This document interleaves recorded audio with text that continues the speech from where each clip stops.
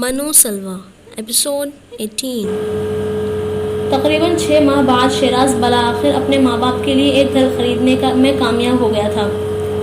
گھر کی خریداری کے لیے ایک بار پھر اس نے سعید نواز کے سامنے جھولی پھیلائی تھی اور سعید نواز نے ہمیشہ کی طرح اس بار بھی اسے خالی ہاتھ نہیں بھیجا تھا۔ اگرچہ وہ گھر شیراز کی حسب خواہش کسی پوش علاقے میں نہیں خریدا گیا تھا، لیکن پھر بھی وہ اچھے علاقوں میں سے ایک تھا، اور اس گھر میں منتقل ہوتے ہی اکبر اور نسیم نے ایک بار پھر اپنے خاندان کے کچھ قریبی لوگوں اور چند پرانے محلے داروں سے میل جول دوبارہ شروع کر دیا تھا۔ وہ جب سے اس محلے کو چھوڑ کر آئے تھے، ان کی زندگی بے حد عجیب اور بے رنگ ہو گئی تھی۔ گھر اب ایک آدھ ملازم کے ہونے کی وجہ سے گھر کا کام نہ ہونے کے برابر تھا۔ اکبر اور نسیم سارا دن ٹی وی دیکھتے یا اپنی بیٹیوں سے باتیں کرتے، جو شروع میں تو انہی کی طرح اس گھر میں آ کر خوشی سے پھولے نہ سماتی تھی، لیکن پھر آہستہ آہستہ بولائی پھرتی تھی۔ آس پاس کے گھروں میں رہنے والے لوگوں سے رابطہ نہ ہونے کے مترادف تھا۔ ان میں اور آس پاس رہنے والے لوگوں کی کلاس اور مزاج میں بہت زیادہ فرق تھا۔ وہاں ترور کنگ کلاس کے گھر تھے، جہاں گھروں میں پیسے کی افراط نہ صحیح مگر تعلیم کے افراد تھی، اور گھر کے تقریب ہی افراد تو جابز کرتے تھے یا پھر تعلیم حاصل کر رہے تھے۔ صرف انہی کا گھر ایسا تھا جہاں 3 لڑکیاں ہونے کے بعد گھر میں بیٹھ گئی تھی۔ نصرت کی شادی کے بعد یہ تعداد 2 رہ گئی تھی اور گھر تبدیل ہو گیا تھا، مگر علاقہ ایک بار پھر وہی تھا، اور اس علاقے میں اکبر اور نسیم کے لیے اپنی عمر کے افراد کو تلاش کرنا اتنا مشکل نہیں تھا جتنا اسی طرح افراد کو ڈھونڈنا۔ ان کے محلے میں شیراز ایک ہی افسر تھا، اور وہ واحد افسر کے والدین۔ اس علاقے میں دوسرے گھر میں کوئی نہ کوئی سرکاری ملازمت میں کم و بیش اس گریڈ میں تھا جس میں شیراز، اس لیے ان کے بیٹے کے تعارف پر بھی کسی خاصی اور غیر معمولی جوش اور شک کا اظہار نہیں کرتا تھا۔ جس اعزاز نے ان کے قد میں اضافہ کیا تھا، وہ اعزاز اس علاقے میں کئی لوگوں کے پاس تھا۔ سب ایک بار پھر خود کو بونا محسوس کرنے لگے تھے، اور اس حالت میں ایک بار پھر یہ ضروری ہو گیا تھا کہ لوگوں سے ملتے، جنہیں مل کر انہیں اس کی ذہنی کیفیت سے نجات ملتی۔ اس میل جول کے بارے میں شیراز کو پتہ نہیں تھا، اگر پتہ ہوتا تو وہ ہنگامہ برپا کر دیتا۔ اکبر بڑی ہوشیاری سے اس سے یہ بات چھپائے ہوئے تھے کہ وہ ایک بار پھر اس محلے میں جانے لگے تھے، جہاں وہاں کے لوگوں ان کے گھر میں وقتاً فوقتاً آنے بھی لگے تھے۔ اکبر اور نسیم اگر خاندان کے لوگوں سے دوبارہ رابطے میں بڑھانے میں مشغول تھے، تو دوسری طرف شیراز اپر کلاس میں قدم جمانے میں۔ جن چیزوں کو اس نے سب سے پہلے چھوڑا تھا، ان میں سے ایک زبان تھی۔ وہ ساری زندگی پنجابی بولتا رہا تھا، اور اب اگر بھولے سے بھی پنجابی کا کوئی لفظ اس کی زبان سے نکل جاتا تو اسے جیتے جیسے کرنٹ لگتا۔ شینا اور سعید نواز اور ان کے رشتے اور دوست احباب آپس میں انگریزی میں بات کرتے تھے۔ وہ لوگ اردو بھی بولتے تو انگریزی نما اردو۔ خود شیراز کے آفس میں بھی یہی زبان بولی جاتی تھی۔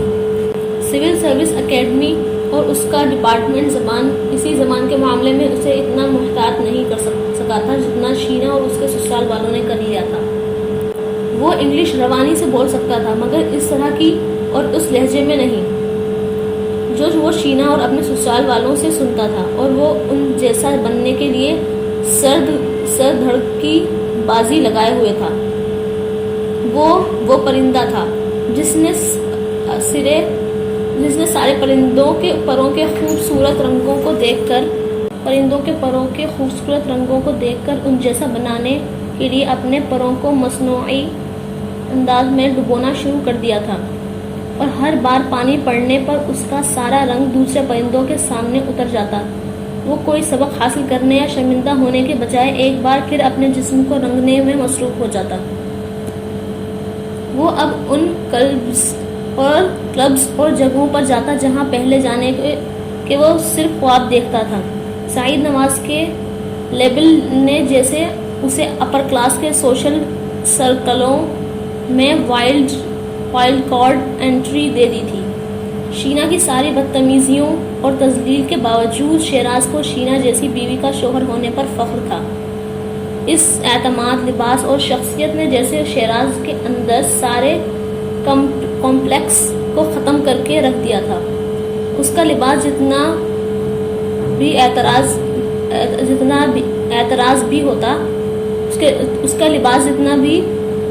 بھی ہوتا شیراز کو وہ ہمیشہ اسٹائلش لگتا تھا، کیونکہ وہ اس سوشل سرکل کو اسٹائلش لگتا تھا جس میں وہ رہتے تھے۔ شینا بہت کم ہی اس کے ساتھ کسی پارٹی میں جاتی تھی۔ شیراز زیادہ تر سعید نواز کے ساتھ ہی پارٹیز جایا کرتا تھا، مگر جس پارٹی میں شینا اس کے ساتھ جاتی اس میں شیراز کو واقعی یہ لگتا کہ اس کے قد و قامت میں اضافہ ہو گیا تھا۔ اسے لگتا ایسی ہی پارٹی میں ہر کوئی شینا کے شوہر کو دیکھنا اور اس سے ملنا چاہتا تھا۔ شیراز کو عجیب و سا غرور ہوتا تھا۔ وہ لاہور کی سب سے زیادہ اسٹائلش اور ماڈرن لڑکیوں میں سے ایک کا شوہر تھا، مگر وہ زیادہ دیر تک اپنے آپ کو یہ فریب میں نہیں دے سکا تھا۔ شادی کے چھٹے ماہ ایک سہ پہر وہ کسی کام سے گھر سے نکلا تھا جب پورچ میں ایک گاڑی سے اس نے ایک بے حد ہینڈسم لڑکا اسے دیکھ کر مسکرایا اور پھر اس بچے کو گاڑی سے اتارنے لگا جو ہاتھ میں ایک کھلونا لیے ہوئے تھا۔ پھر شیراز نے بے حد حیرانی اور الجھے ہوئے انداز میں اس لڑکے کو دیکھا۔ وہ کون تھا؟ شینا کا کوئی دوست؟ کیونکہ جتنے اطمینان سے وہ شیراز کو مکمل طور پر نظر انداز کیے گاڑی سے اترا تھا، اس انداز میں کوئی دوست، کوئی اور تو نہیں اتر سکتا تھا۔ جی، میں نے آپ کو پہچانا نہیں۔ شیراز نے بے حد شائستہ انداز میں اس لڑکے کو متوجہ کیا۔ وہ چونک کر اس کی طرف پلٹا، پھر بے حد بااخلاق انداز میں آگے بڑھ کر شیراز سے ہاتھ ملاتے ہوئے کہا، سوری، میں اپنا تعارف کروانا تو بھول ہی گیا، میں سہیل ہوں۔ سہیل کون؟ میں نے ابھی بھی نہیں پہچانا۔ شیراز نے قدرے معذرت خوانہ انداز میں سے کہا۔ وہ اپنے ذہن پر زور دیتے ہوئے سہیل نامی کسی کزن کو برآمد کرنے کی کوشش کر رہا تھا۔ آپ نے اس لیے نہیں پہچانا کیونکہ ہم دونوں کبھی ملے ہی نہیں، اس لڑکے نے مسکراتے ہوئے کہا۔ ہاں، اسی لیے۔ شیراز اس بار مسکرایا۔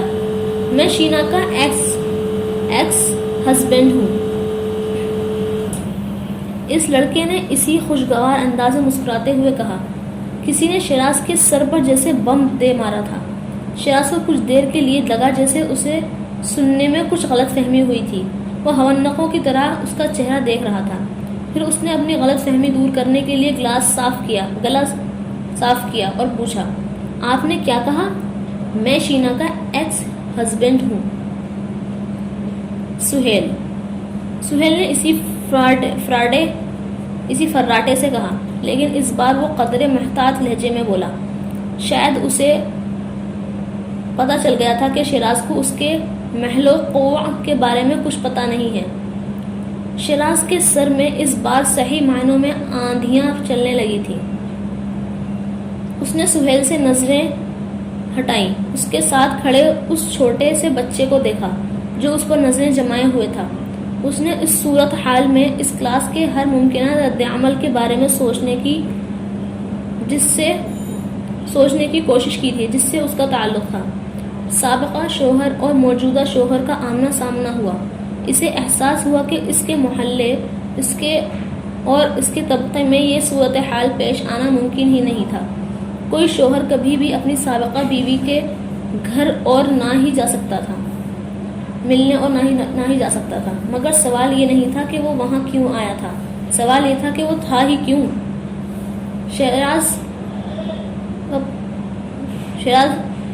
شیراز دوسرا شوہر، دھوکہ، فریب، کوئی اور معاملہ ہوتا تو اس کے اندر غصے کا آتش فشاں بھڑک اٹھنا چاہیے تھا، مگر اس کے لیے یہ شوق اتنا شدید تھا کہ اشتعال بھی اس کے اندر پیدا ہی نہیں ہو رہا تھا۔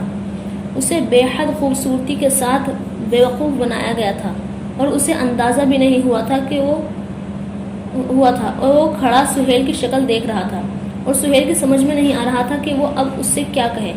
وہ وہاں شینا سے ملنے نہیں آیا اور شیراز کا رد عمل اسے بور بھی کر رہا تھا۔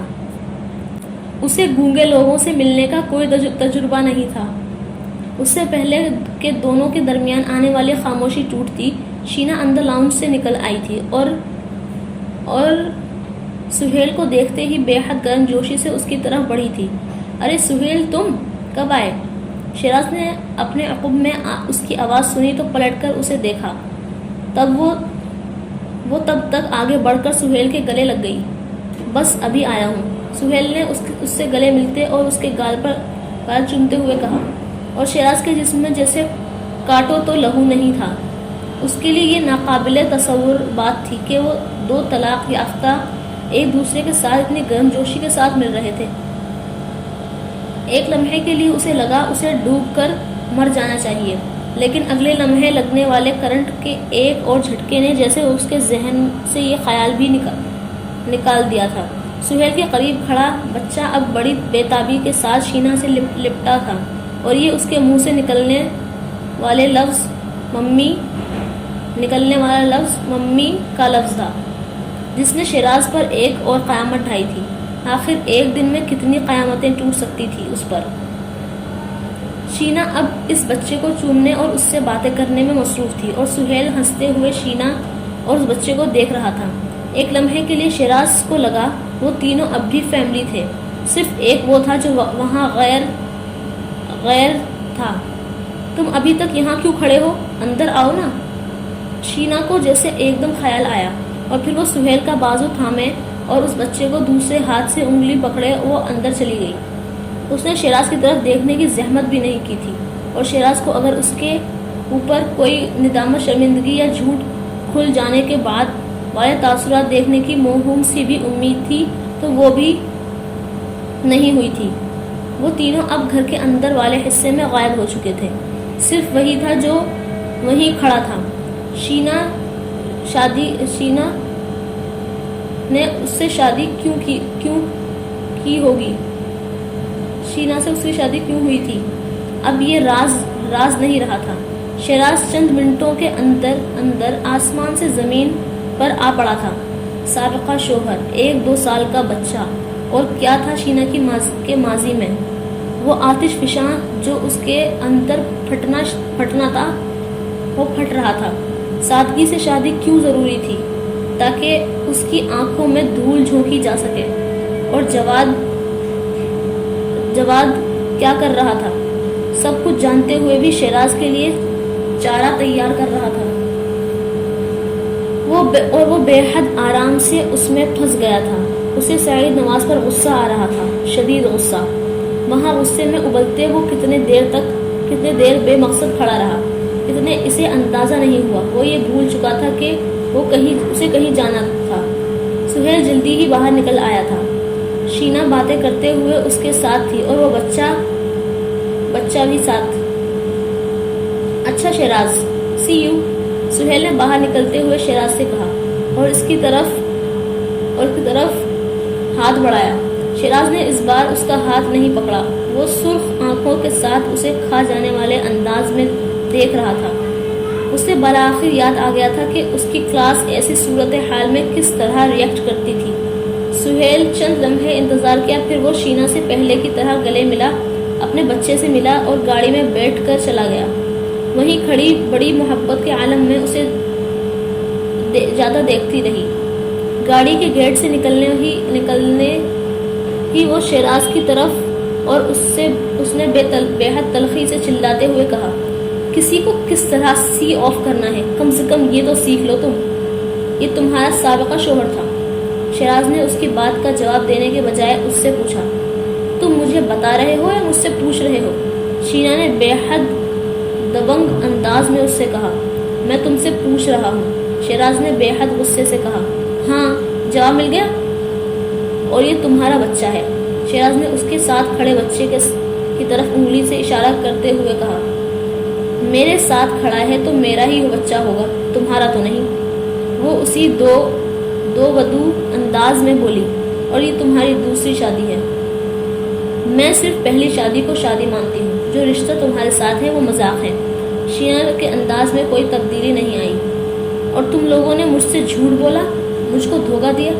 شیراز نے اس بار بے اختیار چلایا، یہ تم جا کر پاپا سے پوچھو، مجھ پر چلانے کی ضرورت نہیں ہے۔ میں نے کبھی خواہش نہیں کی تھی کہ میری دوسری شادی ہو۔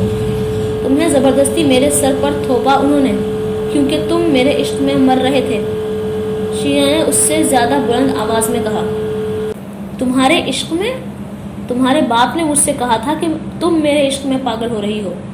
شیراز بھی اسی انداز میں چلایا۔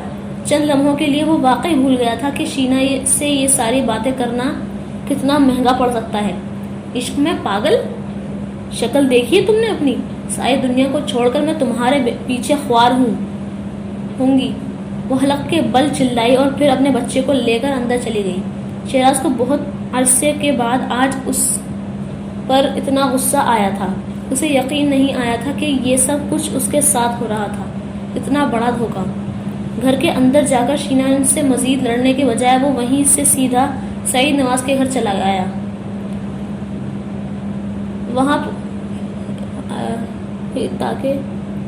وہ وہاں اس لیے گیا تھا تاکہ سعید نواز اس وقت اسے گھر پر مل گئے تھے۔ اتفاقاً ہی تھا کہ سعید نواز اس وقت اسے گھر پر مل گئے تھے۔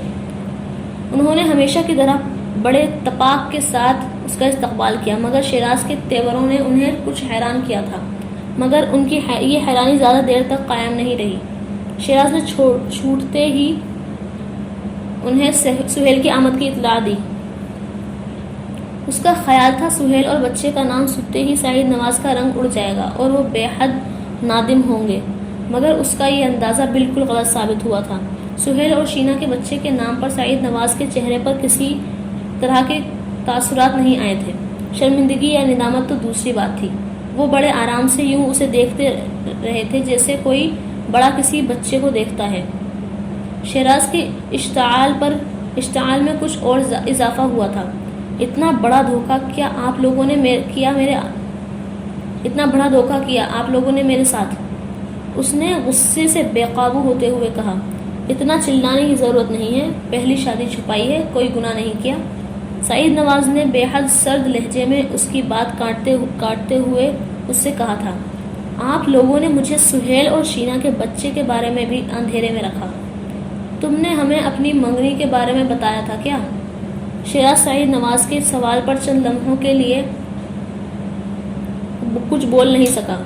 یعنی انہیں اس کی منگنی کے بارے میں علم تھا، اور وہ سوچتا رہا وہ انہیں بے خبر رکھنے میں کامیاب رہا تھا۔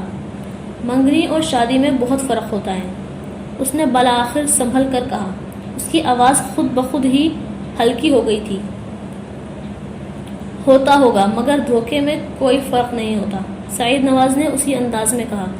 مجھ سے پوچھے میرے دل پر کیا گزر رہی ہے اس کے شوہر اور اس کے بچے کو دیکھ کر۔ ایک بچے کی ماں سے شادی کر لی میں نے۔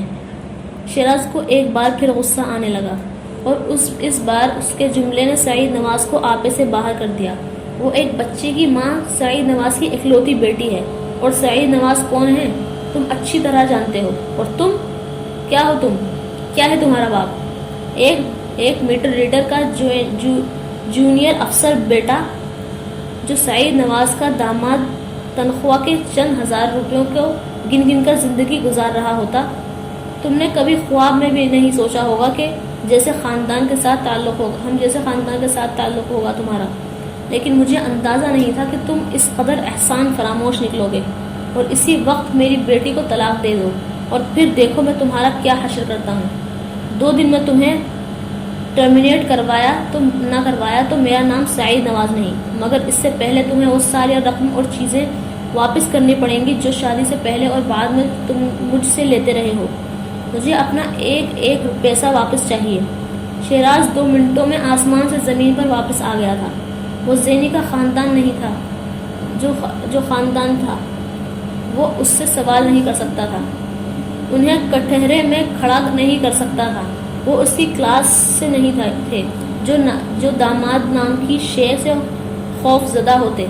شیراز بے اختیار پچھتایا۔ اسے اس وقت سعید نواز سے یہاں نہیں آنا چاہیے تھا، اور اگر آ بھی گیا تھا تو ان سے یہ ساری باتیں نہیں کرنی چاہیے تھیں، لیکن اب کچھ نہیں ہو سکتا تھا، تیر کمان سے نکل چکا تھا۔ سعید نواز ان دھمکیوں کے بغیر بھی اگر شیراز کو طلاق کا آپشن دیتے تو اس طرح ہکا بکا ہوتا جس طرح اب ہوا تھا۔ وہ شینا کو طلاق دے دیتا تو خود کہاں جاتا؟ پاپا، میں نے طلاق کی بات تو کبھی نہیں کی، میں تو صرف یہ کہہ رہا تھا کہ اگر آپ لوگ پہلے بتا دیتے تو کوئی مس انڈرسٹینڈنگ نہ ہوتی۔ چند لمحوں کی خاموشی کے بعد اس نے گلا کھنکھار کر کہتے ہوئے بالکل بدلے ہوئے لہجے میں کہا، وہ ایک بار پھر پہلے والا شیراز تھا۔ ہم لوگوں نے اسے اتنا اہم سمجھا نہیں، اس لیے تمہیں نہیں بتایا، اور پھر ہمیں اندازہ ہی نہیں تھا کہ تم اتنی چھوٹی چھوٹی باتوں پر اس طرح ریئیکٹ کرو گے۔ سعید نواز کی آواز بھی یکدم دھیمی ہو گئی تھی۔ آئی ایم سوری، میں کچھ جذبات میں آ کر الٹی سیدھی باتیں کر گیا۔ شیراز نے بے ساختہ معذرت کی۔ کوئی بات نہیں، مگر آئندہ کے لیے محتاط رہنا۔ شینا کو پہلے ہی تم سے بہت شکایتیں ہیں، صرف میری وجہ سے ہی ہے کہ وہ ابھی تک تمہارے ساتھ ہے۔ میں اس سے کہتا رہتا ہوں کہ خاندان اچھا ہے تو کیا ہوا، شریف لڑکا ہے، عزت کرنے والا مؤدب۔ سعید نواز اب اسے بھگو کر مار رہے تھے۔ شیراز اگلے 2 گھنٹے چپ چاپ ان کی باتیں سنتا رہا۔ اس کا ذہن صرف سہیل اور اس کے بچے کے بارے میں سوچ رہا تھا۔ وہ سعید نواز سے پوچھنا چاہتا تھا کہ وہ بچہ اب اس کے گھر میں رہنے والا تھا، مگر وہ اس وقت ایک اور احمقانہ سوال نہیں کرنا چاہتا تھا۔ واپسی کے سفر میں شیراز صرف ایک بات سوچتا رہا تھا کہ جب اس کے گھر والوں کو شینا کی پہلی شادی اور بچے کے بارے میں پتہ چلے گا تو کیا ہوگا؟ کچھ نہیں ہوگا، کوئی قیامت نہیں آئے گی۔ میں ابھی بھی سعید نواز کا داماد ہوں، ابھی پورا شہر میری عزت کرتا ہے۔ وہ اپنی گرتی ہوئی عزت نفس کو رسیوں سے باندھ کر کھڑا کرنے کی کوشش کر رہا تھا، لیکن اسے ابھی بھی سمجھ میں نہیں آیا تھا کہ اس کے ساتھ ہوا کیا تھا۔ اس کا دل چاہ رہا تھا کہ وہ کہیں جا کر اپنے ہاتھوں سے شوٹ کر لے۔ اس نے ایک بار بھی اسے شینا کے ماضی کے بارے میں نہیں بتایا۔ زینی کو اگر سلطان نہ ملتا تو وہ فلم انڈسٹری میں آنے والی ہر نئی ہیروئن کی طرح اوپر نیچے ایک کے بعد ایک غلطیاں کرتی، اور پھر شاید ان غلطیوں کی وجہ سے چند سالوں میں فلم انڈسٹری سے نکل بھی جاتی، مگر سلطان کی شکل میں اسے جیسے فلم انڈسٹری میں ایک گاڈ فادر مل گیا تھا، گاڈ فادر یا گرو۔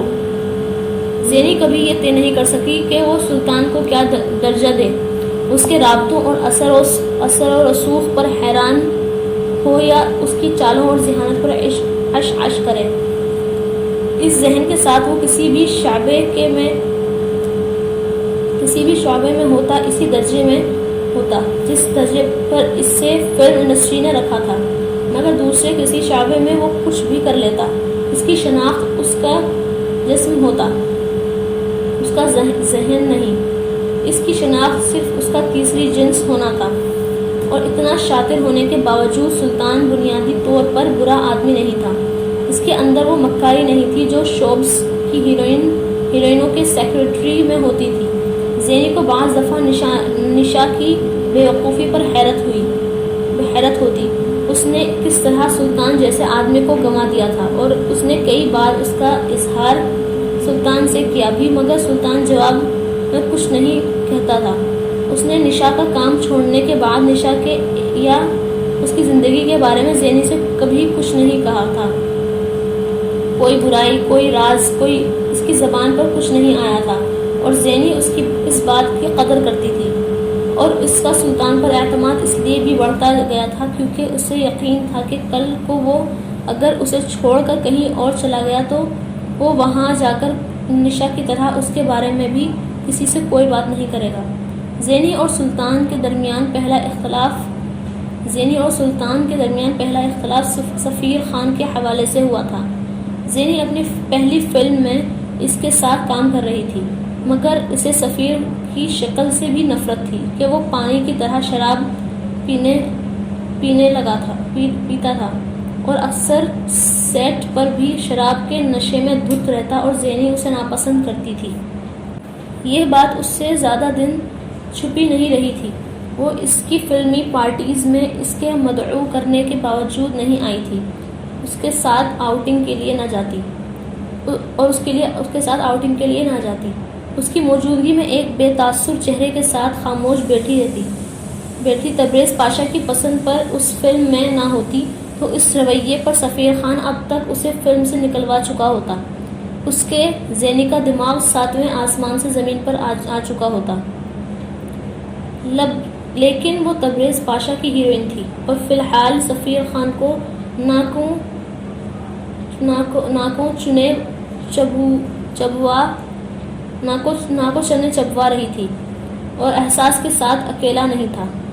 انور حبیب بھی زینی کے بارے میں یہی سب کچھ محسوس کرتا تھا اور اس کے ساتھ بھی ایسی ہی بے اعتنائی لیے ہوئے تھا جو سفیر خان کے ساتھ رکھتی تھی، لیکن انور حبیب اس کی طرح ہاتھ پر ہاتھ رکھ کر نہیں بیٹھا تھا۔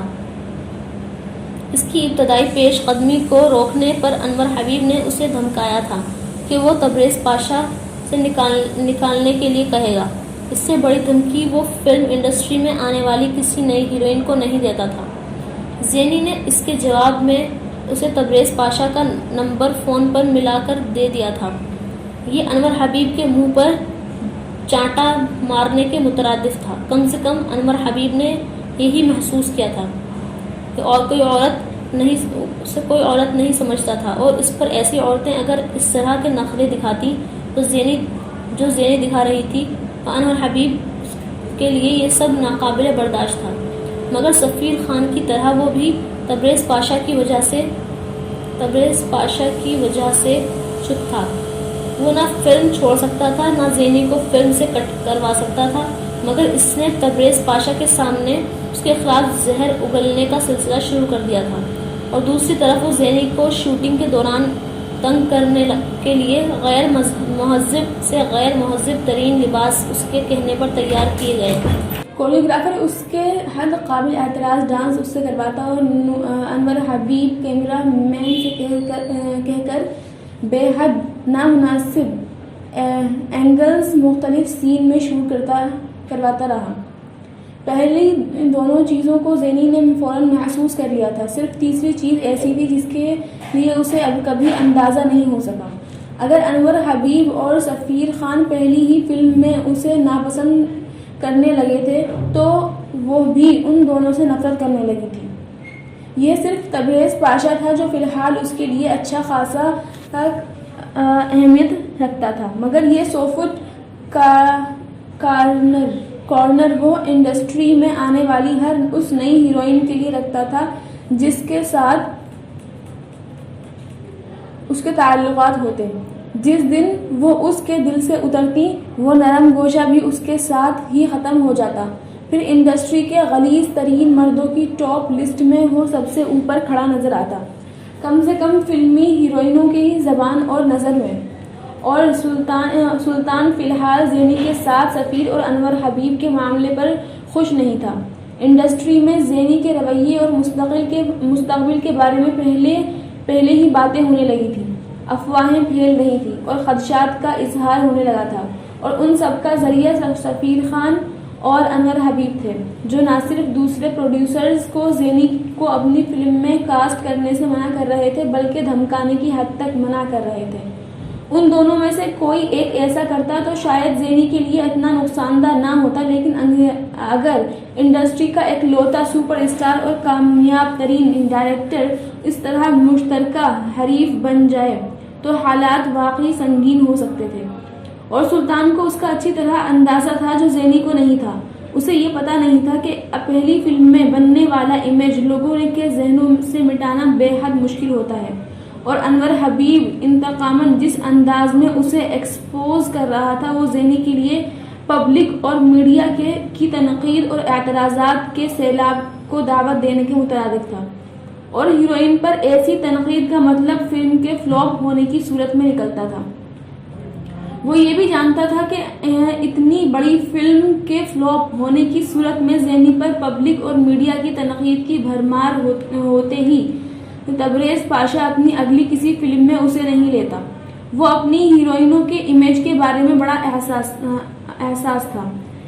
ایک خوبصورت سیدھی سادی بھولی بھالی ہیروئن پاشا پروڈکشن کی فلموں کی ایک امتیازی خصوصیت تھی، اور انور حبیب زینی کے اس امیج کو بگاڑنے پر تلا ہوا تھا جو اس کے خیال میں اسے مزید شہرت اور مقبولیت دے سکتا تھا۔ وہ زینی کو اپنے قدموں پر گرا ہوا دیکھنا چاہتا تھا، اسے اس ایک فلم ایک چانس کی بھیک مانگتے ہوئے دیکھنا چاہتا تھا، اس کی اکڑی ہوئی گردن، اس کا تنا ہوا جسم جیسے ہر وقت سفیر خان اور انور حبیب کو چیلنج کرتا محسوس ہوتا تھا۔ تم میرا کچھ نہیں بگاڑ سکتے۔ ہر بار پریزاد پر نظر پڑتے ہی ان کے ذہن میں صرف ایک جملہ گونجتا تھا۔ سلطان کو انڈسٹری میں زینی کے بارے میں کہی جانے والی ہر بات کی بھنک پڑ جاتی تھی۔ انڈسٹری کے لوگوں کے تبصرے اور ان کی پیشگوئیاں وہ جیسے انڈسٹری کے کرسٹل بال کو دیکھ کر کسی مستقبل دیکھ سکتا تھا، اور وہ زینی کے مستقبل میں بھی جھانکنے لگا تھا، اور مستقبل کی وہ جھلک اسے خوف زدہ کر رہی تھی۔ زینی کے ساتھ گزارے جانے والے ہر دن کے بعد وہ زینی سے پہلے سے زیادہ قریب ہوتا جاتا رہا، اور وہ ایک سیکریٹری سے زیادہ ایک دوست کی حیثیت سے زینی کے لیے پریشان ہوتا تھا۔ زینی کا مسئلہ وہ نہیں جانتا تھا، اور شاید یہی وہ چیز تھی جو زینی کے بارے میں اسے پریشانی کا شکار کیے رہتی تھی۔ وہ انڈسٹری کی ہر ہیروئن کی ذہنی حالت اور جذباتی کیفیت سے واقف تھا، ان کے مسائلوں سے واقف تھا، ان کے رد عمل کو پہلے سے بوجھ سکتا تھا، ان کی زبان سے نکلنے والے لفظوں سے اس کی ذہنی کیفیت کا اندازہ لگا سکتا تھا، مگر پریزاد جیسی عورت اس نے پہلے کبھی نہیں دیکھی تھی۔ وہ کبھی اپنے ارادے، اپنے خیالات کو، اپنے فیصلوں کا اظہار وقت سے پہلے نہیں کرتی تھی۔ وہ جیسے ہر ایک کو تاریکی میں رکھ کر فیصلہ کرنے اور ہر قدم اٹھانے کی عادی ہو گئی تھی۔ سلطان نے ایسی بے خوفی، ایسی دلیری اور ایسی جرأت انڈسٹری کی کسی عورت میں تو کیا کسی میں بھی نہیں دیکھی تھی، اور وہ جانتا تھا شوبز میں ان تین خصوصیات کے ساتھ آپ دوست نہیں بنا پاتے، اور ایسے دشمن جن کی تعداد کو کوئی نہیں پہچانتا۔ زینی اندھیرے میں چل رہی تھی اور اندھیرے دشمن بنا رہی تھی، اور سلطان اسے ہر سمت سے محفوظ رکھنے کی جدوجہد میں ہلکان ہوتا جا رہا تھا۔ آپ کل سفیر کی پارٹی میں جا رہی ہیں؟ زینی کے کمرے میں داخل ہوتے ہی سلطان نے اس سے کہا۔ وہ کچھ دیر پہلے ہی باہر سے آئی تھی اور اب اپنے سینڈل اتار رہی تھی۔ مجھے اس کیکڑے کی پارٹی میں کوئی دلچسپی نہیں ہے، زینی نے بے حد تیکھے انداز میں قدرے سرد مہری سے کہا۔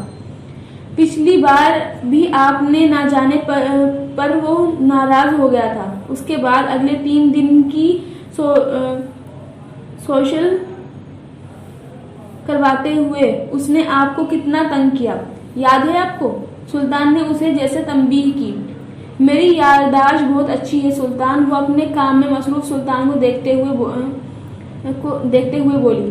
پری جی، سفیر کی ضرورت ہے آپ کو، انڈسٹری میں پیئر بنانا ہے آپ کو آگے جانے کے لیے، اور سفیر سے زیادہ اچھا کون سا ہیرو مل سکتا ہے آپ کو، جان دیتا ہے وہ آپ پر، سلطان نے سمجھانے والے انداز میں اس سے کہا، اور پھر نیچے کارپیٹ پر بیٹھ کر ٹیبل پر رکھے اس کے پاؤں دبانے لگا۔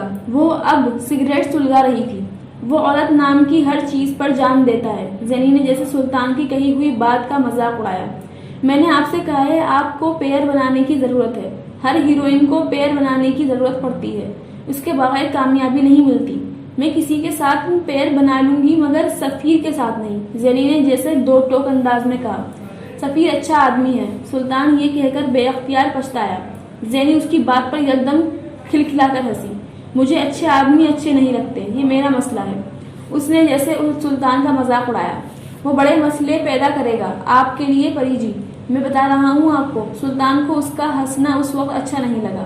پوری انڈسٹری سفیر کی سنتی ہے، اور انڈسٹری میں پہلے ہی ہر ایک کہنے لگا ہے کہ سفیر آپ کو ناپسند کرتا ہے، آپ کے ساتھ کام نہیں کرنا چاہتا، تو اس میں جھوٹ کیا ہے؟ بالکل سچ ہے، یہ انڈسٹری کو سننا چاہیے اسے۔ زینی سگریٹ پیتے ہوئے اب بھی اتنی ہی غیر سنجیدہ تھی، اور ایسی ہی باتیں انور حبیب بھی ہر ایک سے کہہ رہا ہے۔ کہنے دو، ان کے بغیر بننے والی انڈسٹری کی ہر فلم بی کلاس فلم سمجھی جاتی ہے، اور بی کلاس فلموں کی کوئی ہیروئن کبھی سپر اسٹار نہیں بنتی۔ سلطان اب اسے ڈرانے کی کوشش کر رہا تھا۔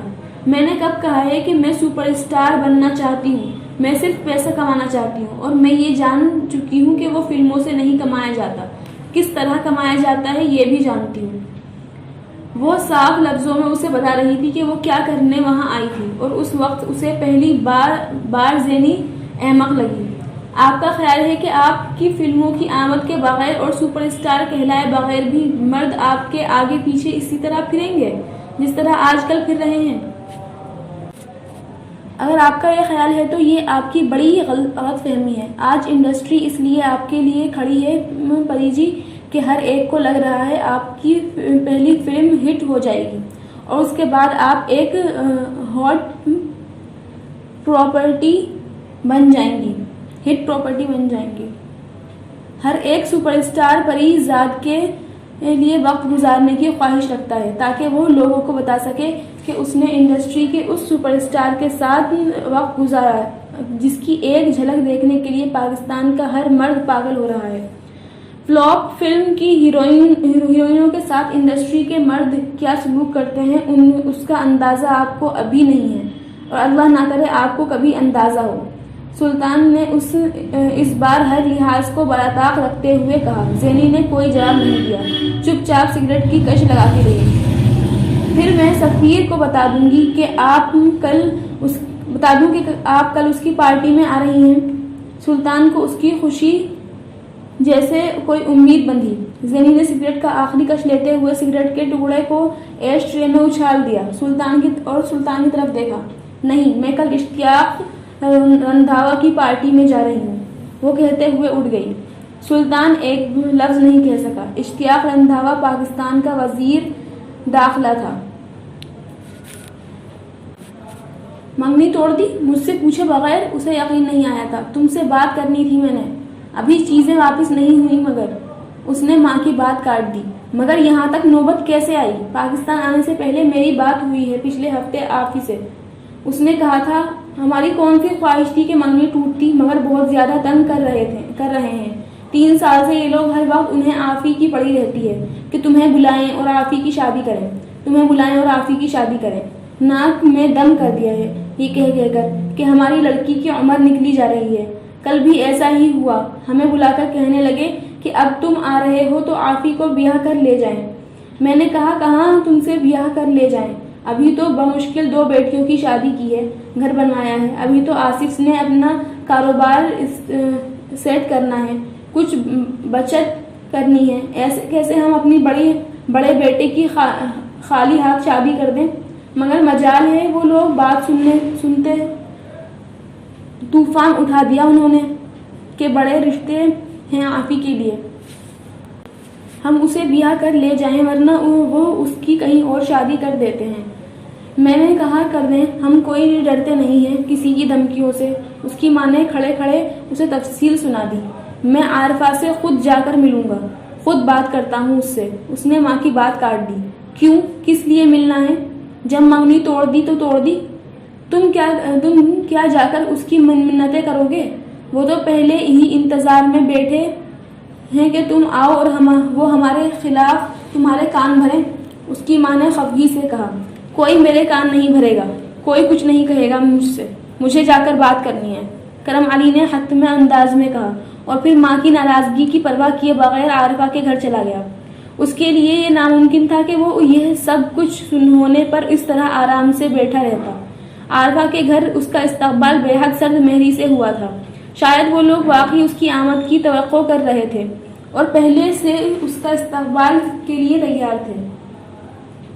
کرم علی کی ماں کا دعویٰ ٹھیک تھا، ان کے پاس الزامات کا ایک ڈھیر تھا، کرم علی کے گھر والوں کے خلاف اور خود کرم علی کے خلاف۔ کرم علی وہاں آ کر حیران نہیں ہوا تھا، ہکا بکا رہ گیا تھا۔ گزرتے ہوئے سالوں نے دونوں خاندانوں کے درمیان اتنی دراریں ڈال دی تھی کہ اسے اندازہ ہی نہیں ہوا تھا۔ لاکھوں میل کے فاصلے پر بیٹھ کر اسے اندازہ ہو بھی نہیں سکتا تھا۔ ایسا نہیں تھا کہ ان کا ہر الزام، ہر شکایت غلط تھی۔ بہت سی باتیں ایسی تھی جن پر کرم علی انہیں حق بجانب سمجھتا تھا، مگر بہت سی باتیں ایسی بھی تھی جنہیں صرف کرم علی نہیں ہر کوئی بھی بے تکا سمجھتا، اور اس کے اپنے گھر والوں کے خلاف ان کے بہت سارے الزامات ایسے تھے جن پر کرم علی بھی کبھی یقین کرنے کے لیے تیار نہیں تھا۔ آخر وہ عارفہ اور اس کے گھر والوں کے خلاف ایسی حرکتیں یا ایسی باتیں کیوں کہتے جب وہ یہ جانتے تھے کہ عارفہ کرم علی کی ہونے والی بیوی تھی اور وہ اس کا ہونے والا سسرال تھا، مگر اس نے بے حد خاموشی بڑے تحمل کے ساتھ ان کی سب کی باتیں سنی تھی۔ اس نے انہیں کوئی وضاحت دینے کی کوشش نہیں کی تھی۔ جب اس کے تایا اور اس کی تائی بالا آخر خاموش ہوئے تو کرم علی نے ان سے معذرت کی۔ اسے یقین تھا کہ اس کی معذرت ان کے غصے کو ٹھنڈا کر دے گی۔ معافی تمہیں نہیں، تمہارے ماں باپ کو مانگنی چاہیے، اس کی تائی نے دو ٹوک انداز میں کہا، اور صرف معافی نہیں، وہ تمہارے یہاں ہونے کے دوران تمہاری شادی کریں۔ ہم اب اپنی بیٹی کو مزید گھر نہیں بٹھا سکتے، تم یا تو مستقل طور پر پاکستان آ جاؤ یا پھر اس دفعہ شادی کر کے واپس جاؤ۔ کرم علی کو ان کا پہلا مطالبہ قدرے نامناسب لگا تھا، دوسرا نہیں۔ وہ ماں باپ سے معذرت نہیں کروانا چاہتا تھا، مگر جہاں تک شادی کا تعلق تھا وہ اتنا مشکل کام نہیں تھا۔ یہ عارفہ کے گھر بیٹھے اس کا خیال تھا۔ جب وہ واپس اپنے گھر پہنچ کر بالکل غلط ثابت ہوا تھا۔ میں عارفہ سے مل سکتا ہوں؟ 3 گھنٹے کے بعد ماحول کی کشیدگی کچھ کم ہونے پر اس نے جھجکتے پہلی بار عارفہ کا نام لیا۔ یہ تب تک ممکن نہیں جب تک تمہارے گھر والے آ کر معذرت کر کے شادی کی تاریخ طے نہیں کر دیتے، اس کے تایا نے بے حد سنجیدگی سے کہا۔ کرم علی نے دوبارہ عارفہ کا نام نہیں لیا۔ اسے پانی پلایا گیا، پھر چائے سے اس کی توازی کی گئی اور پھر کھانا بھی کھلایا گیا، مگر اس تمام وقت کے دوران اس نے ایک بار بھی عارفہ کو کہیں نہیں دیکھا۔ اسے مایوسی ہوئی تھی، وہ ایک نظر اسے دیکھنا چاہتا تھا۔ وہ رات گئے جب وہاں سے واپس آیا تو اس کے اپنے گھر کا ماحول بے حد کشیدہ ہو چکا تھا۔ ہونے کے لیے دن کے وقت جو گرم جوشی دکھائی جا رہی تھی وہ اب غائب ہو چکی تھی۔ اس کی دونوں شادی شدہ بہنیں گھر پر آ چکی تھیں۔ بظاہر وہ اس سے ملنے آئی تھیں، مگر اس سے علیق سلیق کے ساتھ ہی ان دونوں نے عارفہ اور عارفہ کے گھر والوں کے خلاف شکایات کا ایک انبار اس کے سامنے رکھ دیا۔ ان کے ساتھ اس کے بھائی اور ماں باپ بھی عارفہ کے گھر والوں کے خلاف بول رہے تھے، اور اگر کچھ گھنٹے پہلے عارفہ کے گھر والوں کے انداز پر ششدر تھا تو اب اپنے گھر والوں کے انداز کو دیکھ کر بھی گنگ رہ گیا تھا۔ دونوں خاندانوں کے ہر فرد کو ایک دوسرے خاندان کے کسی نہ کسی فرد کے رویے پر اعتراض یا شکایت تھی، اور اس اعتراض اور شکایت کی بنیاد پر ایک وہ رشتہ ختم کرنا چاہتا تھا جس سے وہ دو دوسرے لوگوں کی زندگیاں اور مستقبل جڑے ہوئے تھے، اور جس رشتے سے کسی دوسرے کا کوئی تعلق نہیں تھا۔ لیکن میں عارفہ کے علاوہ کسی سے شادی نہیں کروں گا۔ جب اس کی طویل خاموشی سے ہر ایک کو یہ یقین ہونے لگا کہ کرم علی کو ان کی باتوں پر اعتبار آ گیا ہے، تب کرم علی نے اپنی خاموشی توڑتے ہوئے بے حد دو ٹوک انداز میں کہا۔ کمرے میں بیٹھا ہر شخص ایک دوسرے کا منہ دیکھنے لگا۔ اتنے سالوں سے وہ میرے نام پر بیٹھی ہوئی ہے، اب یہ کیسے ہو سکتا ہے کہ ان بے معنی اور اپنے فضول اعتراضات کی وجہ سے میں اس رشتے کو توڑ دوں جس کی وجہ سے اس نے زندگی کے اتنے سال ضائع کیے ہیں۔ وہاں بیٹھے کسی شخص کو اگر کوئی خوش فہمی تھی بھی تو اب ختم ہو گئی تھی۔ کرم علی کی ماں کا یقین تھا عارفہ کے گھر والوں نے کرم علی پر کوئی جادو کیا تھا، ورنہ ان کا اتنا فرما بردار اور سعادت مند بیٹا ایک معمولی سی لڑکی کے لیے یوں ان سب کے اعتراضات کو بلا جواز قرار نہ دیتا۔ عارفہ اور اس کے گھر والوں سے سب کی نفرت میں اور اضافہ ہو گیا تھا۔ کرم علی اگر شادی سے پہلے اپنی منگیتر اور اس کے گھر والوں کے اتنے زیر اثر تھا تو شادی کے بعد وہ انہیں کتنی اہمیت دیتا، اور پھر جب اس کی بیوی اس کے پاس چلی جاتی تب کیا ہوتا؟ اس کے گھر کے ہر فرد کی زندگی کرم علی کے کمائے جانے والے روپے کی بنیاد پر کھڑی تھی یا کھڑی کی جا رہی تھی، اور کرم علی کی ہٹ جانے کا یہ کیا مطلب ہوتا یہ ہر ایک بہت اچھی طرح جانتا تھا۔ ماں کبھی بیٹے کی زندگی میں بیٹے کی پسندیدہ عورت کا دخل نہیں چاہتی۔ یہ ایسا ہی ہے جیسے ایک ملکہ کو کسی کنیز کے لیے تخت سے ہٹنا پڑے۔ کرم علی زینت اور اس کی بیٹیوں کی پسند کی کسی لڑکی سے شادی کرتا تو انہیں کوئی اعتراض نہیں ہوتا، مگر کرم علی اپنی پسند کی لڑکی کو زندگی میں بہت سی ایسی رعایتیں اور اہمیت دیتا جو وہ اس لڑکی کو بھی کبھی نہ دیتا۔ اس کی ماں اور بہنوں کی مرضی سے اس کی زندگی میں شامل ہوتی۔ اگر آپ لوگ عارفہ کے گھر جائیں اور شادی کی تاریخ طے کر دیں، میں واپس امریکہ جانے سے پہلے شادی کرنا چاہتا ہوں۔ کرم علی نے دانستہ معذرت کرنے کا ذکر نہیں کیا۔ اسے اس طرح اپنے سب بہن بھائیوں کے درمیان بیٹھ کر ماں باپ کو معذرت کا کہنا مناسب نہیں لگا، لیکن علی کے گھر والوں پر اس کا یہ نیا مطالبہ ایک کی طرح آگ کے گولے کی طرح پھٹا تھا۔ کیا مطلب ہے شادی کی تاریخ طے کر دیں؟ تم تو صرف چند ہفتوں کے لیے آئے ہو۔ اور اس کی ماں نے بے حد سرد سراسمیہ انداز میں اس سے کہا۔ چند ہفتے، چند گھنٹے نہیں ہیں میں امی، جن میں شادی نہیں ہو سکے، بہت دن ہے۔ کرم علی نے حد سنجیدہ انداز میں کہا، مگر شادی کے لیے پیسہ کہاں سے آئے گا؟ اور پھر تیاری میں بھی وقت لگتا ہے۔ اس بار اس کے باپ نے کہا تھا، کوئی بڑی دھوم دھام سے شادی نہیں کرنی، جس طرح کی شادی مجھے کرنی ہے اس کے لیے میرے پاس پیسے ہیں۔ کرم علی نے کہا، مگر ابھی تو تمہارے چھوٹی بہن کی شادی پر جو قرض لیا ہے اس سے واپس کرنا ہے۔ آصف کو بزنس میں گھاٹا ہوا ہے، اس نے ابھی پچھلے ماہ کسی سے 5 لاکھ روپے لیا ہے۔ تمہارے پاس اگر پیسہ ہے تو بہتر ہے پہلے یہ قرض اتار دیں، پھر اس کے بعد اگلی بار تم پاکستان آؤ تو تمہاری شادی کر دیں۔ اور تم فکر مت کرو، میں بھائی جان سے بات کر لوں گا، میں انہیں منا لوں گا۔ اس کے باپ نے فوراً کہا تھا، میں تو کسی صورت عارفہ کے گھر نہیں جاؤں گی، نہ ہی اسے بہو کے طور پر قبول کروں گی۔ تمہیں اور تمہارے بیٹے کو اگر وہاں رشتہ کرنا ہے تو پھر میرے بغیر ہی جا کر کرنا ہوگا۔ زینت نے بے حد ناراضگی کے عالم میں جہاں داد اور کرم علی کو باری باری دیکھتے ہوئے کہا، اور وہیں اٹھ کر وہاں سے چلی گئی۔ اور صرف وہی نہیں اٹھی تھی، باری باری کرم علی کے سارے بہن بھائی وہاں سے اٹھ کر چلے گئے تھے۔ صرف کرم علی اور اس کا باپ وہاں بیٹھے رہ گئے تھے۔ کرم علی کو ماں اور بہن بھائیوں کے اس رویے سے دھچکا لگا تھا۔ اس کا خیال تھا کہ اس کی پسندیدہ، اس کی خواہش ان سب کے لیے بہت اہمیت رکھتی تھی، مگر ان کے رویے نے اسے بتا دیا تھا کہ ایسا نہیں تھا۔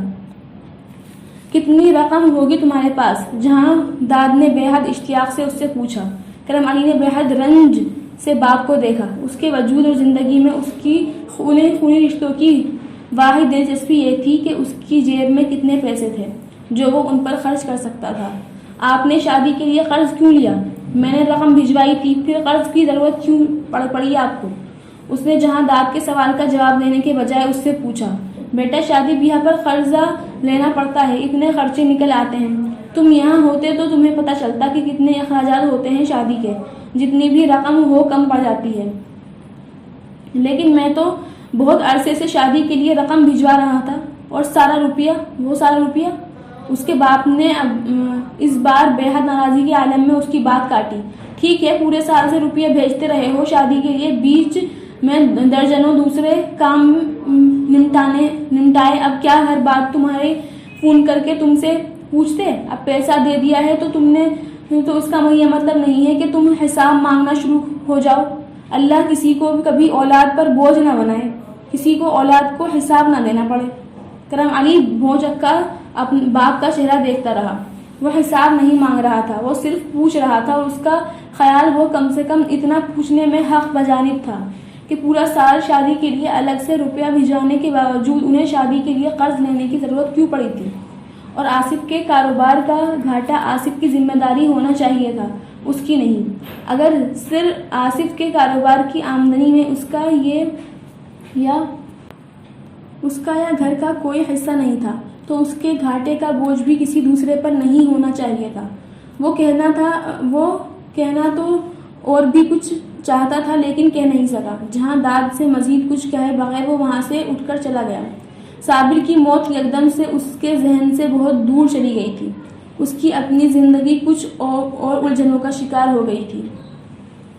اگلے چند دنوں میں اس کے دباؤ پر اس کے ماں باپ عارفہ کے گھر گئے، لیکن معاملات سلجھنے کے بجائے اور زیادہ بگڑ گئے تھے۔ عارفہ کے گھر میں عارفہ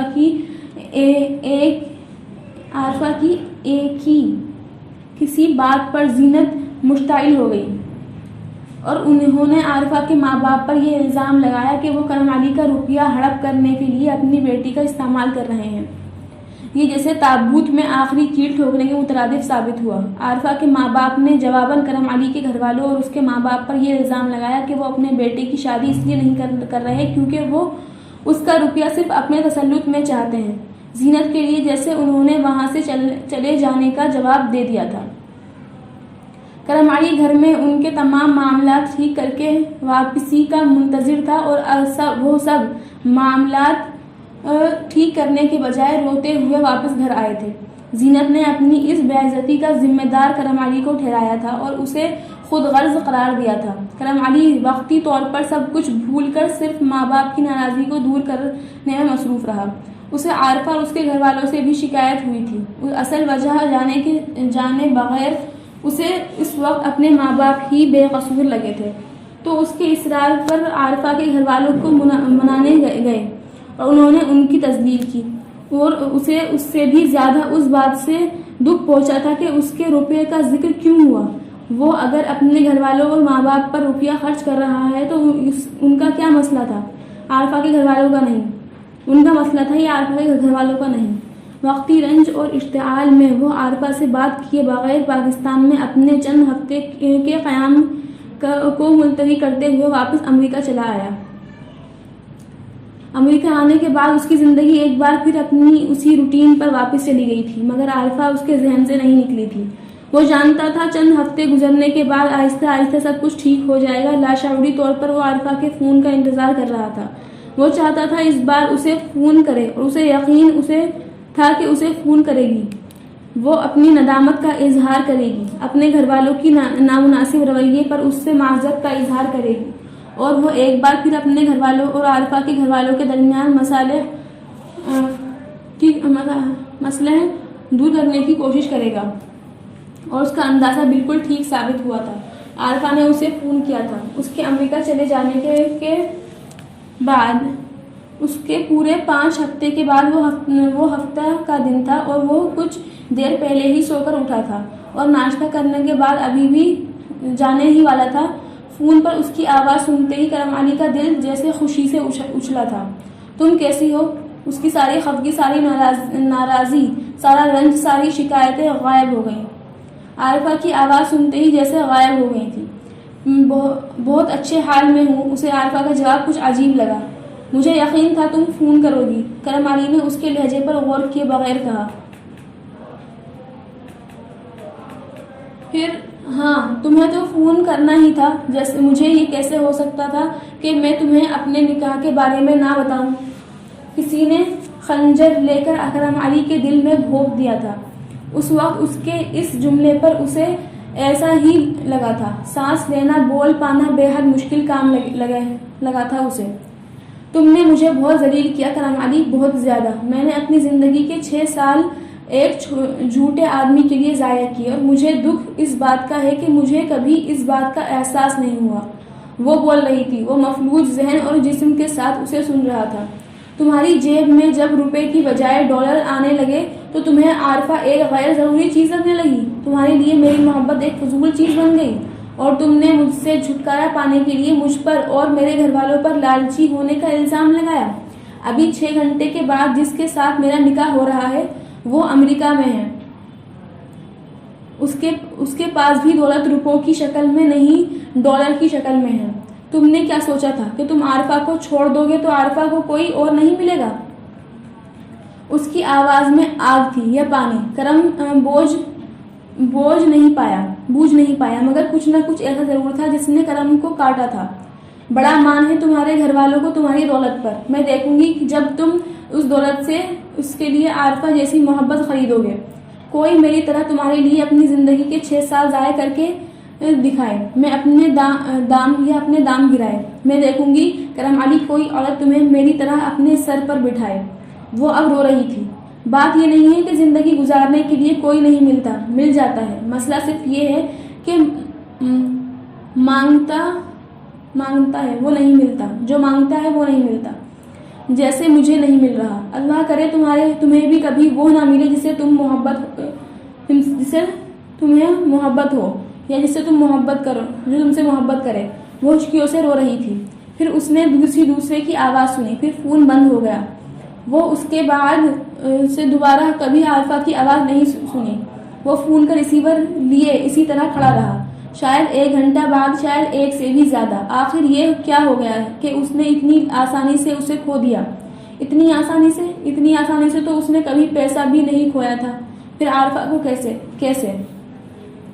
کیسے کا جواب نہیں مل رہا تھا۔ شاید سوال غلط تھا، اس لیے وہاں کھڑے کچھ دیر کے لیے اسے لگا جیسے اس کا ذہنی توازن خراب ہو گیا ہے. پوری زندگی پر خالی لگی تھی. پوری زندگی اس پر خالی لگی تھی. بالکل اسی طرح جیسے پوری دنیا ایک سپاٹ اور سیدھا میدان بن گیا تھا جہاں وہ اکیلا تھا اور میدان ختم ہونے پر ہی نہیں آ رہا تھا. کوئی رشتہ اتنی آسانی سے ختم ہو جائے اور رشتہ محبت کا ہو اور تو انسان کیا کرے وہ سمجھ نہیں پا رہا تھا. اگلے 6 گھنٹے وہ نیو یارک کی سڑکوں پر اکیلا پھرتا رہا تھا. کس کی تلاش میں؟ پتہ نہیں. تلاش میں وہ ہر اس جگہ گیا جہاں وہ عارفہ کے ساتھ آنا چاہتا تھا اور لاشعوری طور پر جیسے اسے اس گھڑی کرتا رہا جب پاکستان میں عارفہ کا نکاح ہو رہا تھا اور اس گھنٹے میں داخل ہوتے ہی اسے احساس کویت میں ہر ہفتے موت کا انتظار کرنا آسان تھا. وہ گھنٹہ گزارنا مشکل تھا. اس رات زندگی میں پہلی بار وہ ایک بار میں بیٹھا شراب پیتا رہا اور پھر بار میں بیٹھی طوائف میں سے ایک کے ساتھ اس کے ساتھ چلا گیا. $150 شراب اور عورت پر ضائع کرنے کے بعد بھی عارفہ کو اس کے ذہن سے نہیں نکلی. یہ کون تھا؟ میرا شوہر، شینا نے سپاٹ لہجے میں کہا. شہراز کے قدم بے اختیار ٹھٹکے. شینا اپنی کسی دوست کے سوال کے جواب دے رہی تھی. ابھی کچھ دیر پہلے آفس سے لوٹا اور خلاف معمول اس نے شینا کو اپنی کسی دوست کے ساتھ گھر میں بیٹھا پایا. شینا نے شہراز اور اپنی دوست کو متعارف کروانے کا تکلف نہیں کیا. وہ اپنی دوست کے سے بات میں مصروف رہی اور شہراز قدر نادم انداز میں وہاں سے نکل آیا، مگر کوریڈور میں اپنے عقب میں اس کی ان دونوں کی آواز سن لی تھی اور وہ کچھ تجسس آمیز انداز میں ٹھٹک کر ان دونوں کی باتیں سننے لگا. شوہر؟ اس کی دوست نے حیرانی سے کہا. ہاں، پچھلی برتھ ڈے پر پاپا نے مجھے ایک کتا تحفے میں دیا تھا. اس بار ایک شوہر دے دیا، شینا نے بے حد روانی سے کہا. اس کی دوست نے بے اختیار قہقہ لگایا. شہراز کھڑے کا کھڑا رہ گیا. اس کا چہرہ سرخ ہو گیا تھا. اس کا دل چاہا وہ واپس پلٹ کر اس سے کچھ کہے جائے اور شینا کا 2 ہاتھ لگا کر آئے، مگر یہ خیال تو اسے ہر ہفتے 3-4 بار آتا تھا اور جس طرح آتا تھا اسی طرح چلا جاتا تھا. اس وقت بھی وہ ہونٹ بھیجتے چپ چاپ اپنے کمرے میں چلا گیا. شینا نام کا پھندا سعید نواز نے اس کے گلے میں کیوں باندھا تھا؟ کم سے کم شہراز اب سمجھنے کے قابل ہو گیا تھا. دیر سے ہی صحیح، مگر اس کی آنکھوں سے یہ پٹی اتر گئی تھی کہ شینا یا سعید نواز اس کی قابلیت شخصیت سے متاثر ہو گئے تھے. شینا نے سہیل سے سعید نواز کی مرضی کے خلاف اپنی مرضی سے شادی کی تھی. سہیل بھی شینا کی طرح ایک بڑے سرکاری افسر کا بیٹا تھا اور بدقسمتی سے ایک ایسے سرکاری افسر کا بیٹا جو سعید نواز کا سینئر تھا اور جس سے سعید نواز کی کئی بار چبخلش ہو چکی تھی. سہیل کو ناپسند کرنے کی یہ بنیادی وجہ ضرور تھی مگر اکلوتی وجہ نہیں تھی. اس کی وجہ سے کہ اس وجہ کے علاوہ بھی اور بہت سی باتیں تھیں جن کی وجہ سے سعید نواز سہیل کو ناپسند کرتا تھا، مگر شینا کی ضد پر اس نے گھٹنے ٹیک دیے تھے اور بیٹی کی شادی سہیل سے کر دی تھی. شادی بڑی دھوم دھام سے ہوئی مگر شادی کے چوتھے دن ہی شینا اور سہیل کا جھگڑا ہوا اور شینا سعید نواز کے گھر آ گئی. پھر یہ جیسے ایک مستقل روٹین بن گئی تھی. وہ ایک ہفتے سہیل کے ساتھ رہتی، اس کے ساتھ اور اگلے ہفتے باپ کے گھر رہ کر اس کی برائیاں کرتی. سہیل بھی شینا جیسا ہی مزاج رکھتا تھا. وہ اس کے گھر والے شینا کو شدید ناپسند کرتے تھے اور انہوں نے سعید نواز کی طرح سہیل کی ضد پر اس کی شادی شینا سے کر تو دی تھی، مگر اس سے پہلے شینا کے اس کے زمانے کے افیئرز کے بارے میں بیٹے کو آگاہ کرنا ضروری سمجھا تھا. سہیل پر اس وقت تو اس کا کوئی اثر نہیں ہوا تھا. وہ مکمل طور پر شینا کی محبت میں گرفتار تھا اور شینا کی طرح اس کی زیادہ تر تعلیم بھی مغربی طرز کی سکھانے والے تعلیمی اداروں میں ہوئی تھی. اس کے نزدیک اس وقت شینا کے پچھلے افیئرز یا بوائے فرینڈز کو کوئی معنی نہیں رکھتے تھے، مگر یہ اسے شادی کے فوراً بعد احساس ہوا کہ وہ کچھ نہ کچھ معنی ضرور رکھتے تھے. کم سے کم اتنا ضرور رکھتے تھے کہ وہ انہیں شینا سے 100 گز کے فاصلے پر دیکھنا چاہتا تھا. شینا مشرق میں رہتے ہوئے فطرتاً مغرب کی عورتوں کی طرح آزاد خیال تھی اور وہ مردوں کے ساتھ تعلقات میں بھی اتنی ہی آزادی کا مطالبہ کرتی تھی جتنی مرد عورتوں کے ساتھ۔ شادی سے پہلے وہ سہیل پر جان دیتی تھی اور سہیل جانتا تھا وہ واقعی اس سے محبت کرتی تھی، مگر اس کے ساتھ ساتھ وہ اپنے اس مزاج اور عادتوں کو چھوڑنے پر تیار نہیں تھی جو سہیل یا اس کے گھر والوں کو ناپسند تھا۔ شادی کے پہلے ہی بے شمار مسائل کا شکار ہونے کے بعد دونوں نے جوائنٹ فیملی میں رہنے کے بجائے گھر والوں سے الگ رہنے کا فیصلہ کیا اور دونوں سعید نواز کے دیے ہوئے اس گھر میں آ گئے جس میں شیراز اب شینا کے ساتھ رہ رہا تھا۔ کچھ عرصے تک سب کچھ ٹھیک رہا اور دونوں کو لگا کہ اب ان کی شادی ٹھیک ہو رہی ہے۔ عرصے میں ان کے ہاں ایک بچہ بھی پیدا ہو گیا اور اس بچے کی پیدائش کے بعد ان دونوں کی ازواجی زندگی سب سے برا دور شروع ہوا تھا۔ دونوں کے درمیان پہلے جو جھگڑے تو میں پر ختم ہوتے تھے ایک دوسرے پر ہاتھ اٹھانے تک پہنچ گئے تھے۔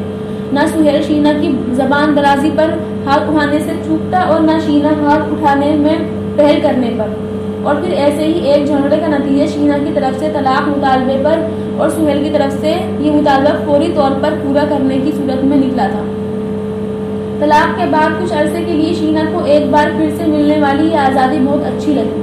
پہلے کی طرح وہ دوبارہ سرگرم ہو گئی، مگر کچھ عرصے گزرتے ہی اسے دوبارہ سہیل کی یاد ستانے لگی۔ اس سے وہ سہیل سے دوبارہ رابطہ کرنے کی کوشش کرتی رہی۔ سہیل کے والدین نے سہیل کی شادی اس کی کسی پرانی دوست کے ساتھ کر دی۔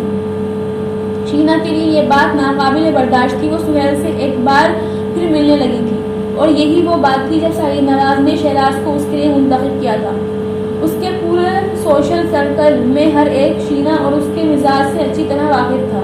سعید نواز اچھی طرح جانتے تھے کہ سب کچھ جانتے ہوئے کوئی بھی شینا کو اپنے خاندان میں بہو بنانا نہیں چاہے گا، اور اگر وہ کسی نہ کسی طرح اپنے جیسے کسی خاندان میں شینا کی شادی کر بھی دیتے تو دنوں کے اندر ایک بار پھر طلاق لے کر ان کے پاس آ جاتی۔ ان کی کلاس کا کوئی لڑکا شینا جیسی بدمزاج اور آزاد خیال لڑکی کے ساتھ 2 دن یا 4 دن بھی گزارنا پسند نہیں کرے۔ سعید نواز کو شینا کے لیے ایسے داماد کی ضرورت تھی جو شینا کے سامنے منمنائے، بات نہ کرے، اونچی آواز کرنا تو کہ خیر اس سے بھی بری بات ہوتی، ایسا داماد ان کی اپنی کلاس میں کسی صورت نہیں مل سکتا تھا۔ کہاں مل سکتا تھا؟ سعید نواز جانتے تھے کہ کیونکہ وہ خود کبھی اس کلاس سے تعلق رکھتے تھے جس سے شیراز تعلق رکھتا تھا۔ فرق صرف یہ تھا کہ انہوں نے شیراز کے جیسی غربت نہیں دیکھی تھی، ان کے میں کسی دوسری بہت ساری آسانیاں شامل نہیں تھیں۔ شیراز سے وہ جو جواد کے ذریعے ملے تھے، جو ان کے کہنے پر شینا کے لیے ایک عدد لڑکا ڈھونڈ لایا تھا، اور شیراز کی صورت میں اسے وہ شخص مل ہی گیا تھا جس کے کندھے پر رکھ کر یہ بندوق چلائی جا سکے۔ اپنے گھر پر جواد کے ساتھ اس سے ملنے سے بہت پہلے وہ شیراز کے بارے میں بہت ساری معلومات کروا چکے تھے، لیکن انہوں نے کبھی شیراز پر یہ ظاہر نہیں کیا کہ وہ اس کے بارے میں سب کچھ جانتے تھے۔ شیراز کی قیمت کیا تھی یہ سعید نواز اس کے ساتھ پہلی ملاقات میں ہی جان گئے تھے، اور وہ قیمت زیادہ نہیں تھی اگر وہ اپنے کارڈز ہوشیاری سے کھیلتے تو۔ شیراز نے سعید نواز کے گھر آنے جانے پر شینا کے ساتھ اپنی متوقع شادی کو راز رکھ کر اپنے پیروں پر خود کلہاڑی ماری تھی، اور وہ اکیڈمی میں کسی اور سے اس سارے معاملے کے بارے میں بات کرتا تو شینا کے بارے میں یہ سب کچھ اسے بہت پہلے پتا چل جاتا جو اسے آج پتا چل رہا تھا۔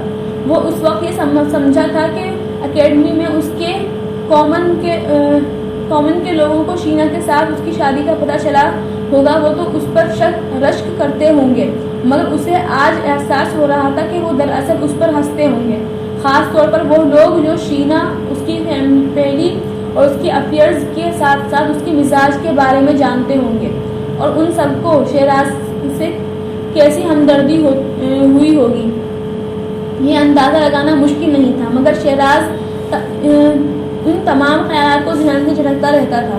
زندگی میں ہر ایک کوئی نہ کوئی کمپرومائز ضرور کرتا ہے، اور میرا شینا سے شادی میرا کمپرومائز ہے۔ وہ اکثر اپنے آپ کو تسلی دیتا، اور اس کمپرومائز میں نے سب کچھ کھویا نہیں، بہت کچھ پایا بھی ہے۔ وہ مزید سوچتا، اور اس کی یہ سوچ غلط بھی نہیں تھی۔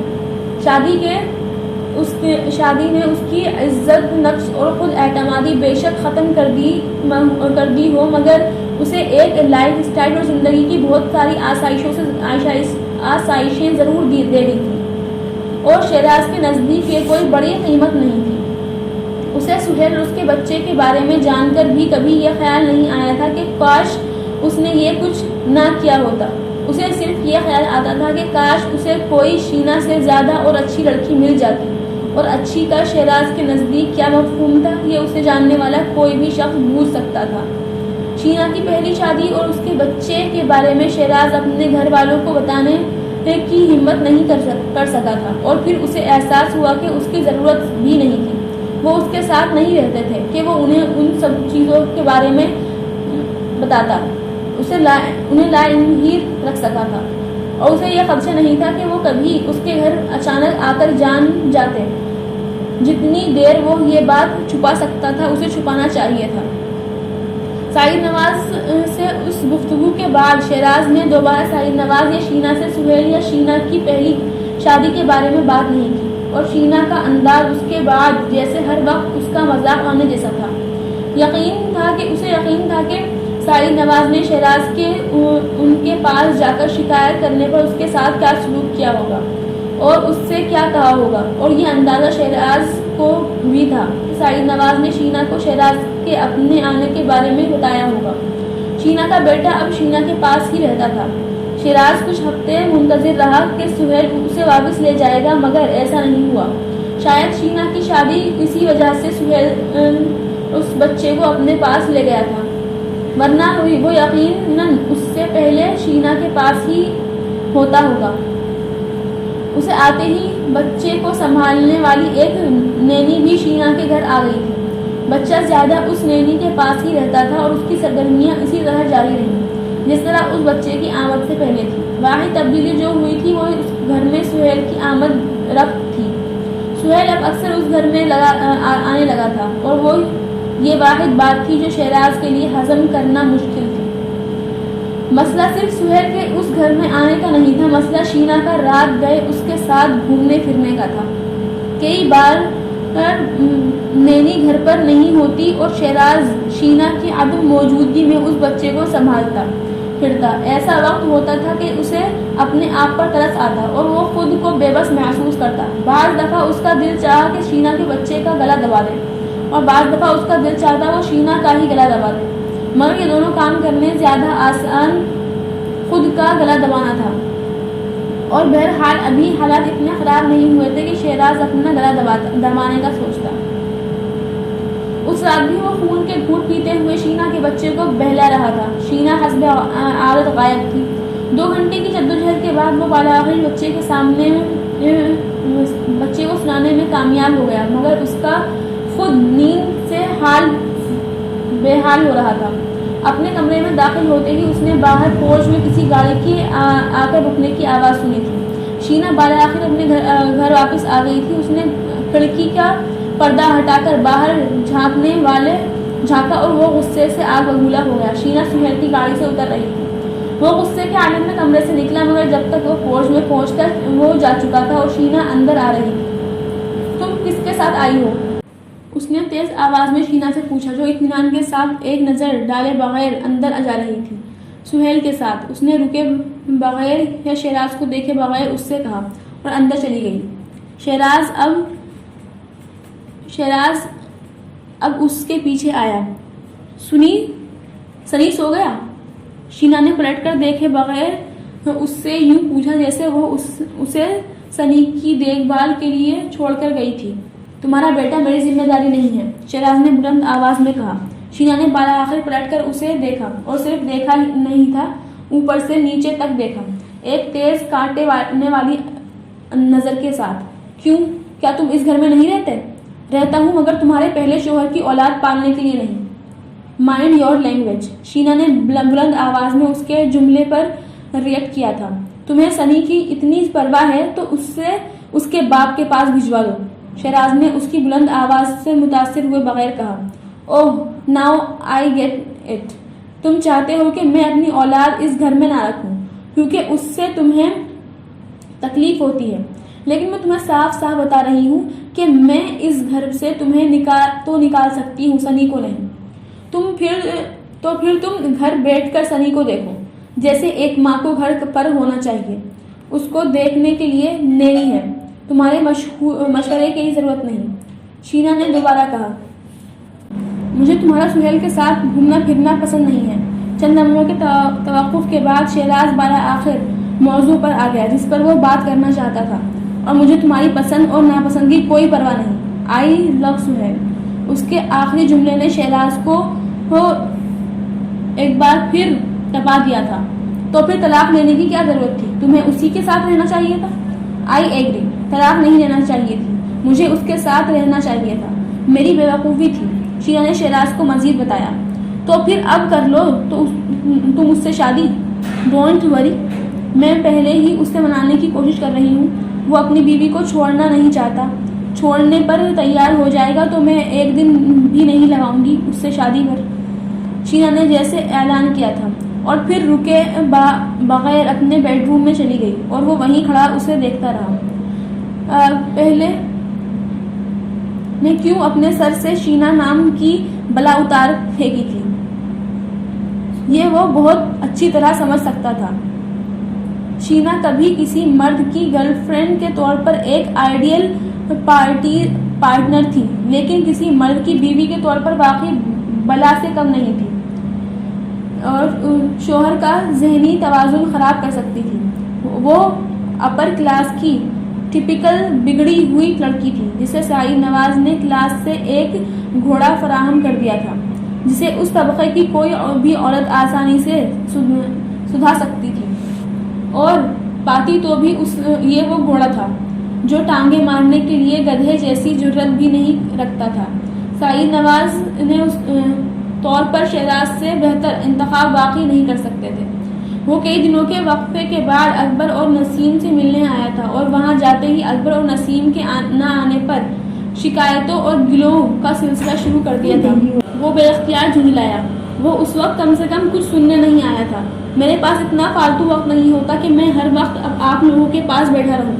احساس ہونا چاہیے کہ میں ایک سرکاری افسر ہوں، 100 کام ہیں میرے، 100 مصروفیات ہیں میری، گھر ہے، مجھے ہر ایک کو وقت دینا پڑتا ہے، اور آپ لوگوں کو ہر وقت صرف اور صرف اپنی پڑی ہوتی ہے۔ کل نہیں، پرسوں نہیں آئے، فون نہیں کیا، پورا ہفتہ گزر گیا، ہم نے کتنا یاد کیا، ہم کتنے بے چین رہے، دماغ خراب ہے ایسی بات کریں، اس سے تو اچھا تھا میں یہاں آتا ہی نہیں۔ وہ بے حد غصے میں بولتا اٹھ کر چلا گیا۔ اکبر اور نسیم اسے جاتا دیکھتے رہے۔ شہراز نے کبھی ان سے اس طرح بات نہیں کی تھی جس طرح اس نے آج کی تھی۔ وہ ان کو بھری شکایتوں اور گلوں سے بھی چڑھنے لگا تھا۔ یہ وہ نہیں جانتے تھے، مگر انہیں یہ خدشہ ضرور ہوا تھا کہ وہ اس کے رنگ میں رنگنے لگا ہے، اسی لیے اتنا بد اخلاق ہو گیا ہے۔ بڑھاپے میں ان کا ایک لوتا سعادت مند اور تابعدار سرکش ہو گیا تھا، اور اکبر اور نسیم کو جتنا رنج ہوتا کم تھا۔ اگلے کچھ دن انہوں نے شہراز کی واپسی کا انتظار کیا کہ شاید وہ اپنی غلطی محسوس کرے اور محسوس کر کے واپس معذرت کے لیے آئے، مگر وہ نہیں آیا تھا۔ اکبر اور نسیم کی کچھ مضطرب ہو کر اس شام اس سے ملنے آئے، اس کے گھر چلے گئے۔ شہراز گھر پر نہیں تھا، مگر ملازم نے انہیں لاؤنج میں بٹھایا۔ شہراز تھوڑی ہی دیر میں آنے والا تھا۔ اکبر اور نسیم انتظار کر سکتے تھے، مگر شہراز کے آنے سے پہلے شینا سنی کے ساتھ وہاں آ گئی تھی۔ وہ سنی کو ڈاکٹر کے پاس لے گئی تھی، اور واپسی پر لاؤنج میں بیٹھے اکبر اور نسیم کو دیکھ کر اس کے ماتھے پر یکدم بہت سارے بل آ گئے تھے، اور نسیم اسے دیکھ کر بری طرح حواس باختہ ہو گئے۔ اکبر نے آگے بڑھ کر شینا کے سر پر ہاتھ پھیرنے کی کوشش کی، جیسے شینا نے بری طرح ان کا ہاتھ جھٹک کر ناکام کر دیا، اور پھر کہا، کیا کام ہے آپ کو؟ گھر لے دیا، گاڑی لے دی، پھر بھی آپ دونوں کو اس بڑھاپے میں اپنے گھر میں چین نہیں آتا، بھاگتے پھرتے ہیں یہاں آنے کے لیے۔ شینا نے بے حد تلخی سے ان دونوں سے کہا۔ اکبر اور نسیم کو بے حد تذلیل محسوس ہوئی۔ بیٹا ہم شہراز سے ملنے آئے تھے، نسیم نے کمزور آواز میں وضاحت دینے کی کوشش کی۔ تو اس کے آفس جاتے یہاں کیوں آئے؟ یا پھر فون کر کے اسے اپنے گھر بلا لیتے؟ لیکن نہیں، شوق ہے یہاں آنے کا، کچھ نہ کچھ پھر چاہیے ہوگا۔ میں لیٹس گو، وہ ابھی کچھ اور بھی کہتی، لیکن سنی نے مداخلت کر کے اس کی شرٹ کھینچنے کی کوشش کی تھی۔ شینا اپنی بات ادھوری چھوڑ کر اپنے پاس کھڑے سنی کی طرف متوجہ ہوئی اور اس نے اس کو گود میں اٹھاتے ہوئے بے حد تلخی سے اکبر اور نسیم سے کہا، ناؤ گیٹ آؤٹ، اور دوبارہ کبھی میرے گھر نہ آئے، ورنہ مجبوراً مجھے آپ دونوں کے بیٹے کو بھی آپ لوگوں کے پاس بھیجنا پڑے گا۔ وہ یہ کہہ کر وہاں نہیں رکی تھی، مگر اس کے ان لفظوں نے اکبر اور نسیم پر کوئی اثر نہیں کیا تھا۔ وہ ابھی تک صرف اس بچے کے منہ سے نکلنے والے لفظ سن کر بے حس و حرکت کھڑے تھے۔ وہ شینا کو ممی کہہ رہا تھا، کیوں؟ وہ اس کیوں کا جواب دنیا کا بیوقوف سے بیوقوف آدمی بھی دے سکتا تھا۔